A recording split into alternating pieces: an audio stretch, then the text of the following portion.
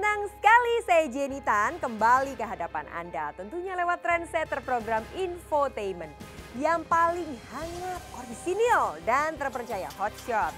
Bukan Hotshot jika tanpa berita terhangat. Untuk itu jangan kemana-mana, simak Hotshot selama 1 jam ke depan sebab Hotshot selalu menguak sisi lain balik berita dan fenomena.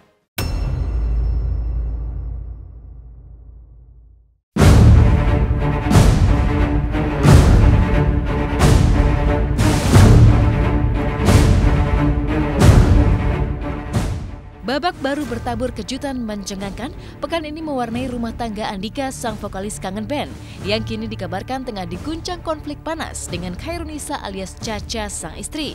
Betapa tidak, setelah Caca melaporkan Andika ke Polresta Bandar Lampung dengan pasal penganiayaan, pelaporan hukum Caca itu pun kini bergulir serius dan konon mulai mengancam Andika. Pasalnya 2 orang saksi dari pihak keluarga Caca telah usai memenuhi panggilan pihak kepolisian yang konon membuat Andika tinggal menunggu giliran untuk dipanggil. Uniknya, setelah sempat mengurai sikap diam sejak Caca menguak kasus KDRT atau kekerasan dalam rumah tangga yang dialaminya, baru hari Jumat kemarin, Andika angkat bicara dan secara mengejutkan meminta maaf mengakui kebenaran pemukulan yang diadukan Caca, sang istri, mencuatkan teka-teki baru.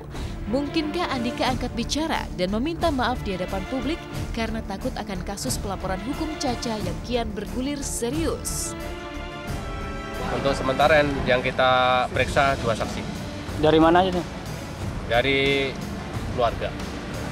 Setelah pemeriksaan saksi sudah kita laksanakan, kemudian untuk keperluan melengkapi alat bukti kita panggil untuk yang terlapor. Dan insya Allah akan kita tangani dengan sebaik-baiknya. Kita melakukan secara adil-adilnya di muka umum.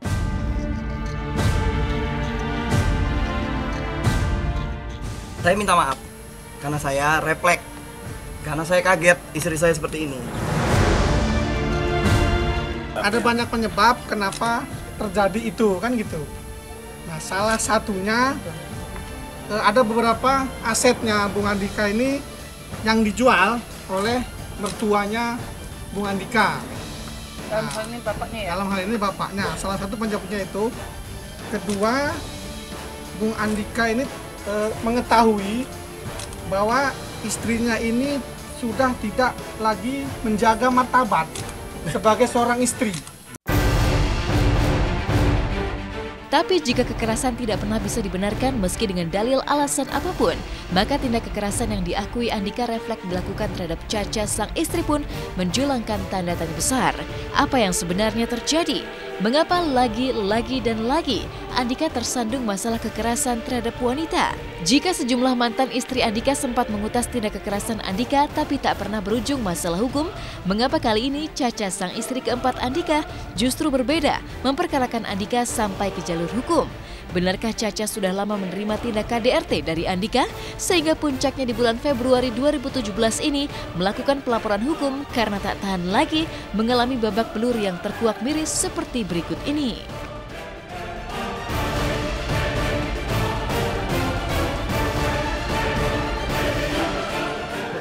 Pakai tangan sama besi.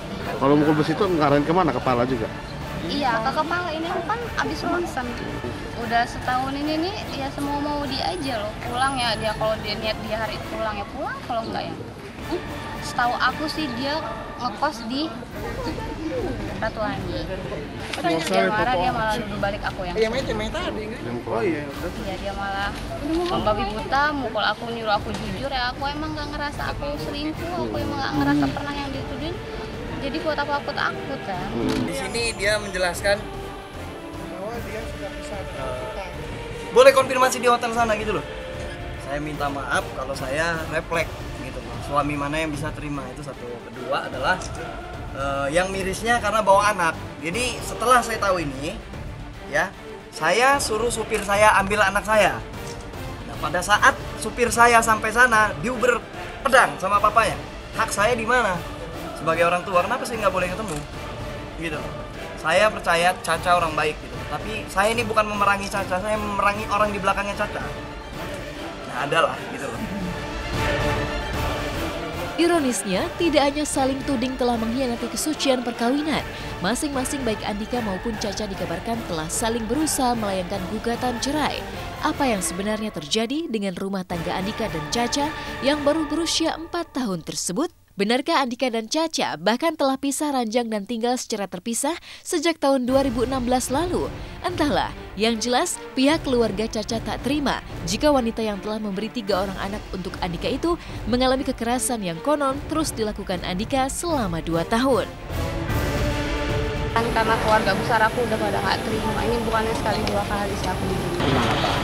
Kelihatannya saya nggak terima. Kenapa? Karena sudah berulang kali, bukan kali ini aja udah sering kali. Iya. Hampir setahun inilah ya yang saya dengar gitu. Cuman ya saya baik-baikin kan, saya damai-damain. Tapi ternyata nggak ada kapoknya lah. Sebelumnya pernah juga dilaporkan? Ya sudah dilaporkan. Kedua kalinya ini, Pak? Kedua kalinya ini. Karena kan sebelumnya emang sudah konflik, sudah lama konflik ini. Konfliknya sudah lama, terus saya cuma mengulur-ulur waktu aja sebenarnya. Caca menjanjikan itu sama saya. Lu gak usah ribet-ribet, dia bilang. Lu sudah daftarin. Daftarnya di mana? Saya telepon gak ada yang kenangkan. Daftarinnya di mana? Dan saya juga mau daftar. Loh, kalau dia mau daftar, ngapain saya daftar gitu kan? Dan mengejutkan, jika Caca dan pihak keluarganya terus melaju dengan pelaporan hukum lengkap dengan ultimatum tidak mau berdamai, Andika justru menguak sebuah keputusan mencengangkan. Pasalnya lewat media, hari Jumat kemarin Andika resmi mengucapkan talak untuk menceraikan Caca, menyisakan babak pelik. Mengapa Andika tidak mau secara jantan mengucapkan talak secara langsung kepada Caca, tapi justru lewat kamera dengan wajah emosional seperti berikut ini? Ca, gue mohon maaf sebagai suami lu udah ngomong pisah di Facebook itu, gue nyatakan hari ini gue nalak lu. Cerai. Secara hukum Islam. Nah, secara hukum nasional kami akan menindaklanjutinya itu. Bintang, cahaya, bumi, tetap bertanggung jawab sampai kalian kuliah, sekolah sampai besar. Kalau masalah anak-anak, gue bertanggung jawab. Kalau masalah anak-anak, ya kita nggak. Gue sih pengennya gini ya, kita bisa baik-baik aja, ngobrol baik-baik. Kalau nggak suka gitu, nggak usah jalur hukum lah gitu. Kalau sama-sama punya masalah di hukum gitu, jangan nempuh hukum. Nanti bahaya buat diri kita sendiri masing-masing.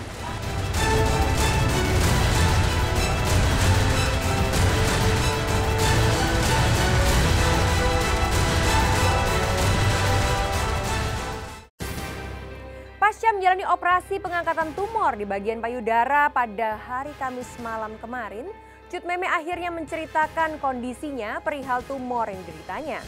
Awalnya ia merasa ada benjolan di bagian payudaranya pada pertengahan Desember 2016.